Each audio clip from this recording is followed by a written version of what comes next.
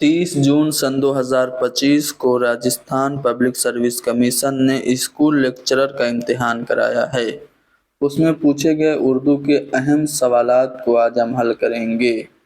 ये सवालात आने वाले सीनियर सेकेंडरी यानी टीजीटी और स्कूल लेक्चरर यानी कि पीजीटी के इम्तिहान में बहुत ज़्यादा मुफीद होंगे, क्योंकि बहुत बार क्वेश्चन डायरेक्टली या इनडायरेक्टली रिपीट भी होते हैं।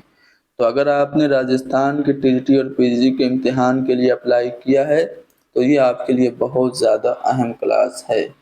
चलिए शुरू करते हैं। पहला सवाल है कि ज़ैल में हैयत के एतबार से कसीदे की किस्म। देखिए, हैयत के एतबार से कसीदे की दो किस्में हैं, तमहीदिया और खिताबिया।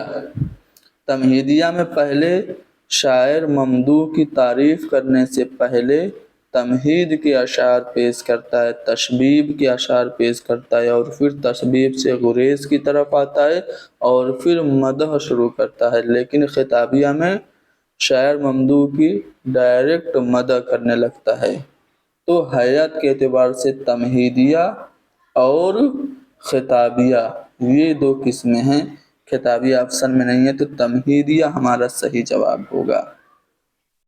मरसिया के ज़िम्न में दुरुस्त तरतीब की निशानदेही कीजिए। देखिए, मरसिया लफ्ज़ रिसा से बना है जिसके माने हैं अहो बुका करने के, गिरिया करने के। उर्दू का पहला मरसिया निगार अशरफ बयाबानी को माना जाता है, जिन्होंने 9 सुरहार लिखी थी। 9 सुरहार एक मसनवी थी जिसका मौजू वाक़यात करबला था और इसी मसनवी में मरसिया के इब्तिदाई नकूश देखने को मिले थे, जिसकी वजह से अशरफ बयाबानी को उर्दू का पहला मरसिया निगार माना जाता है। शुमाली हिंद में उर्दू का पहला मरसिया निगार आशूर नामा के खालिक रोशन अली को माना जाता है। रोशन अली ने आशूर नामा के नाम से एक किताब लिखी थी जिसमें मरसिया है। मरसिया के अज्जाए तरकीबी किसने मुतय्यन किए थे? मीर ज़मीर ने। अगर मीर ज़मीर ना होते तो न मिर्ज़ा दबीर होते, न ही मीर अनीस होते। ये कौल किसका है आप लोग कमेंट में बताएंगे कि अगर ज़मीर ना होते तो न अनीस होते न दबीर होते। ये कौल किसका है? तो ये जो मीर ज़मीर हैं इन्होंने ही मरसिया के अज्जाए तरकीबी मुतय्यन किए और बताया कि मरसिया के 8 अज्जाए तरकीबी हैं। सबसे पहला है चेहरा, उसके बाद सरापा, उसके बाद रुखसत, उसके बाद आमद, फिर रजस, जंग, शहादत और बैन। ठीक है, तो चेहरा, सरापा, रुखसत, आमद, रजस, शहादत और बैन ये तरतीब दूसरे वाले ऑप्शन में सही दी गई है। अच्छा, मरसिया को मुसद्दस की हैयत किसने अता की? यानी सबसे पहले मुसद्दस की हैयत में मरसिया किसने लिखा? सौदा ने लिखा था। मरसिया के किस जुज़ में हीरो के हुस्न जमाल और दीगर खुसूसियात की तारीफ की जाती है? तो सरापा में। ठीक है। क्वेश्चन नंबर 4, वह बहर रदीफ और काफिया जिसकी गज़ल में पाबंदी की जाती है उसको हम ज़मीन कहते हैं। क्वेश्चन नंबर 5 पे आते हैं, किस सिन्फ को अहद जदीद का रज़मिया कहा जाता है? हाल ही में मैंने आपको नावल का आगाज़ और इर्तिका और नावल का फ़न पढ़ाया है, तो मैंने आपको ये पॉइंट बताया था कि अहद जदीद का रज़मिया नावल है। नावल को जेबी निगार खाना यानी कि पॉकेट थिएटर भी कहा जाता है। अफसाने की ज़बान कैसी होनी चाहिए? तो तख्लीकी होनी चाहिए अफसाने की ज़बान। अफसाने के बारे में कौन सा कौल सही है? अफसाने के बारे में 4 अक़वाल हैं।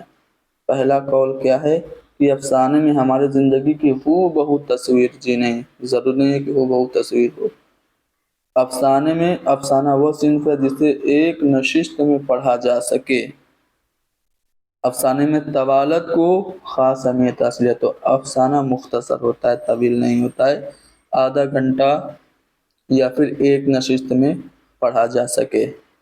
उर्दू अफसाने का आगाज़ 1925 के बाद हुआ, ये बात भी गलत है। उर्दू का पहला अफसाना دنیا کا انمول رتن 1907 میں منشی پریم چند کا شائع ہوا تھا۔ تو صحیح کون سا ہے؟ دوسرا والا بیان ہے۔ یہ افسانے کی تعریف ہے ایڈگر ایلن پو کی۔ ایڈگر ایلن پو نے افسانے کے بارے میں کہا کہ افسانہ وہ صنف ہے جسے ایک نشست میں پڑھا جا سکے۔ ناول کی صنف کس نے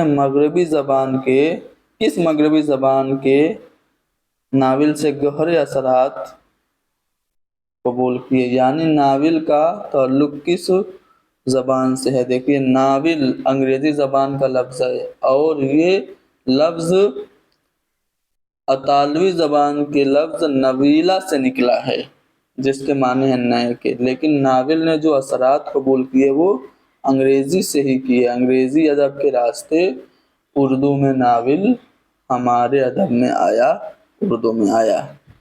کوشچن نمبر 9، دو رنگی سو تیری اے سرویرانہ، کبھو راضی کبھو بیزار ہیں ہم۔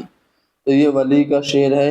اس کے پہلے ولی کے مندرجہ بالا شعر کے پہلے مصرے میں کیا ہے؟ تو اس میں رعایت لفظی ہے، آپشن اے درست ہوگا۔ تکمیر جگر سوختہ کی جلد خبر لے، کیا یار بھروسہ ہے چراغ سحری کا۔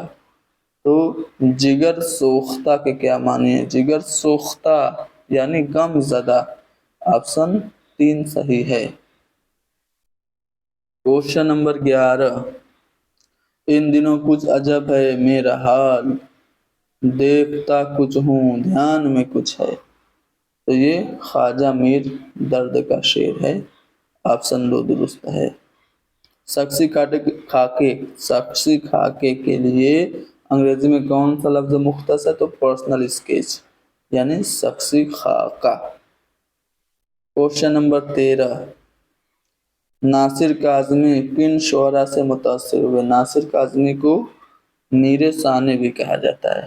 میر ثانی ایک کلیم عاجز کو بھی مانتے ہیں، ٹھیک ہے، اور میر کے اثرات فانی نے بھی بہت زیادہ قبول کیے۔ تو ناصر کاظمی نے میر تقی میر کا اثر قبول کیا، ٹھیک ہے، لیکن دو کا پیئر بنا کر کے آپشن بنایا ہے۔ تو میر تقی میر اور فراق گورکھپوری، اے اور سی، ان دونوں کا اثر قبول کیا آفیشیل آنسر کی کے مطابق۔ یہاں پہ دیکھیے ایک شعر ہے کہ ایک آدمی ہے جن کے یہ کچھ زرق برق ہیں، روپے کے ان کے پاؤں میں سونے کے فرق ہیں۔ تو یہاں پہ یہ جو لفظ ہے فرق، اس کے معنی کیا ہیں؟ پیشانی ہیں۔ پرس سے غم کو ہو آئے تو ایک عالم ہوگا، دیدنِ کیفیت قلب و جگر بھی ہوگی۔ تو یہاں پہ ایک عالم ہوگا، اس لفظ کا مفہوم کیا ہے؟ یعنی ایک خاص کیفیت کا پیدا ہونا، ایک عالم ہونا لفظ کا معنی ہے۔ کسی کو اس تغیر کا نہ حس ہوگا نہ غم ہوگا، ہوئے جس ساز سے پیدا اسی کے زیر و بم ہوں گے۔ تو یہاں پہ زیر و بم کا مطلب کیا ہے؟ اکبر الہ آبادی کا یہ شعر ہے، زیر و بم کا مطلب ہے اتار چڑھاؤ۔ حیت کے اعتبار سے مخدوم کی نظم کا نام ہے چاند تاروں کا بن۔ کیا ہے؟ تو یہ ایک آزاد نظم ہے۔ یہاں پہ ایک شعر کا کچھ حصہ دیا گیا ہے یا پھر ایک نظم کا کچھ حصہ دیا گیا، یہ کہنا مناسب ہوگا۔ کیا ہے کہ شہر کی فصیلوں پر دیو کا جو سایہ تھا پاک ہو گیا، آخر رات کا لبادہ بھی چاک ہو گیا، آخر خاک ہو گیا آخر۔ تو یہ جو شعری حصہ ہے کس نظم سے لیا گیا ہے؟ نون میم راشد کی نظم زندگی سے ڈرتے ہو سے لیا گیا ہے۔ ادب اطفال میں نمایاں مقام کس کا؟ اسماعیل مرٹھی بچوں کے شاعر کی حیثیت سے جانے جاتے ہیں۔ کوشچن نمبر 20، گرنے لگا جس دم علم سید والا، عباس نے جھک کر اسے گردن سے سنبھالا۔ تو سید والا کا مطلب یہاں پہ حضرت امام حسین علیہ السلام ہیں۔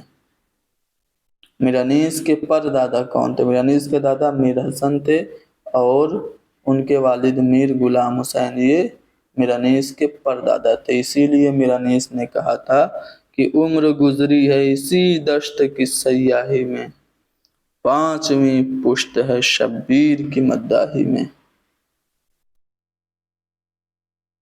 یہاں پہ ایک شعر ہے کہ کیا تم سے بتا عمر فانی کیا تھی، بچپن کیا چیز تھا جوانی کیا تھی، یہ گل کی مہک تھی وہ ہوا کا جھونکا، ایک موج فنا تھی زندگانی کیا تھی۔ تو یہاں پہ گل کی مہک کسے قرار دیا گیا ہے؟ جوانی کو۔ کوشچن نمبر 23، ہم تھے پڑا فراق پہ گرز ایک شکی کا، شک ہو گیا سر حضرت عباس علی کا۔ مرثیہ کے شعر میں کون سی صنعت کا استعمال ہے؟ تو اس میں تجنیس ناقص و زائد ہے۔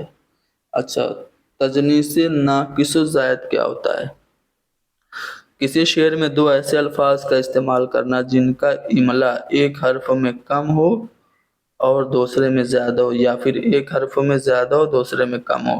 جیسے آپ دیکھیں گے یہاں پہ شکی لفظ استعمال کیا گیا ہے اور پھر یہاں پہ شک لفظ استعمال کیا گیا ہے۔ تو دیکھیں گے کہ یہ شکی میں ای زیادہ ہے اور شک میں ای نہیں ہے، تو اسی چیز کو ہم کہتے ہیں تجنیس ناقص و زائد۔ کس برگ کی ہر آن چمک رہتی ہے، کس گل کی دماغ میں مہک رہتی ہے۔ تو یہاں پہ یہ جو مصرع اول میں لفظ آن آیا ہے اس کے معنی کیا ہے؟ وقت ہے۔ یہاں پہ ایک مصرع دیا گیا ہے کہ میری چاہ کا بھید وہ پائے گا، شاعر کے من کی چھپی ہوئی بات کس طرح ظاہر ہوئی، محبوب کو دیکھ کر آنسو آنے لگے، یعنی کہ آپشن ہے۔ ان میں سے کس گیت کا کردار رادا ہے؟ دیکھیں یہ سبھی سوالات جو ہیں وہ جو راجستھان میں کتابیں بورڈ میں چلتی ہیں وہاں سے متن سے لیے گئے ہیں۔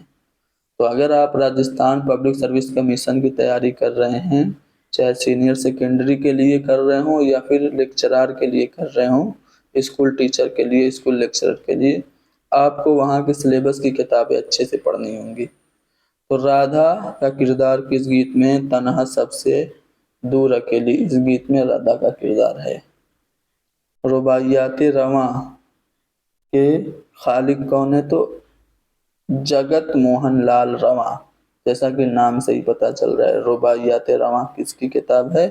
جگت موہن لال رواں، یہ رباعی لکھنے کے لیے جانے جاتے ہیں۔ صبح بنارس یہ نظم کا نام ہے۔ صبح بنارس کس کی نظم ہے؟ احسان دانش کی ہے۔ احسان دانش کو شاعر مزدور کہا جاتا ہے۔ اگلا سوال کوشچن نمبر 29، شاعر مزدور کے نام سے کسے جانا جاتا ہے؟ احسان دانش کو۔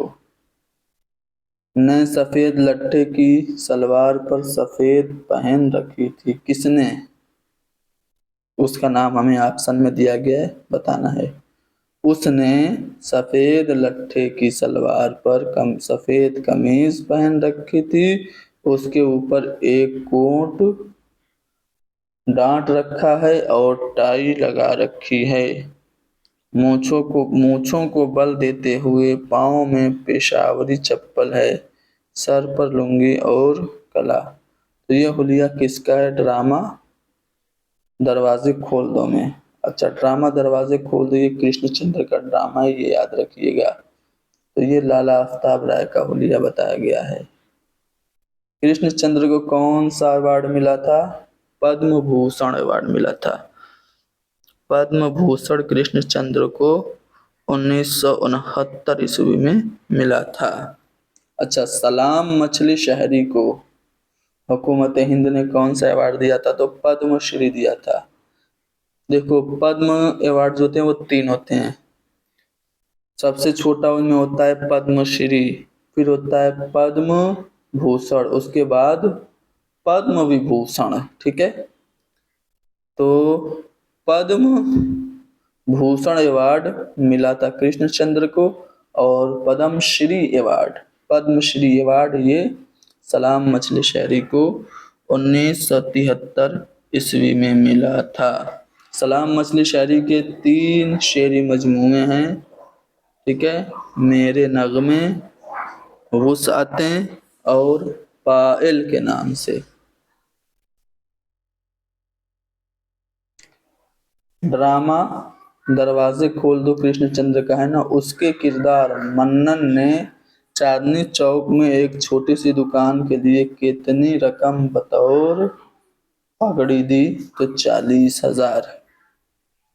ये सभी सवालात मतन से उठाए गए हैं और इसके लिए आपको राजस्थान पब्लिक सर्विस कमीशन की जो सिलेबस की किताब है उसे पढ़ना होगा।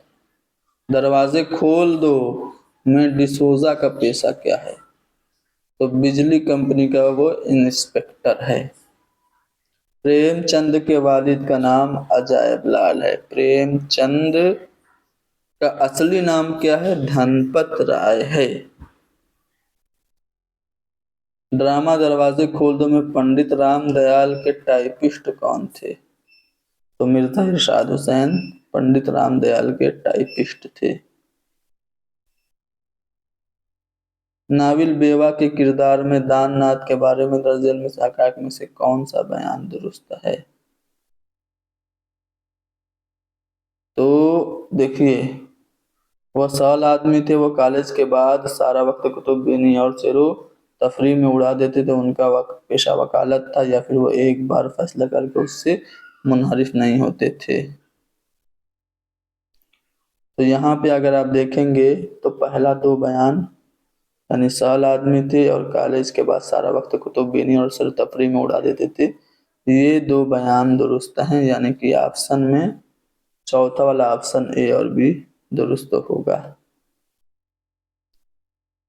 कमला प्रसाद पूर्णा को प्रेमा से मिलाने के लिए उसे कहाँ ले जाता है? तो ये नाविल के किरदार हैं, बेवा नाविल के, कमला प्रसाद, पूर्णा, प्रेमा।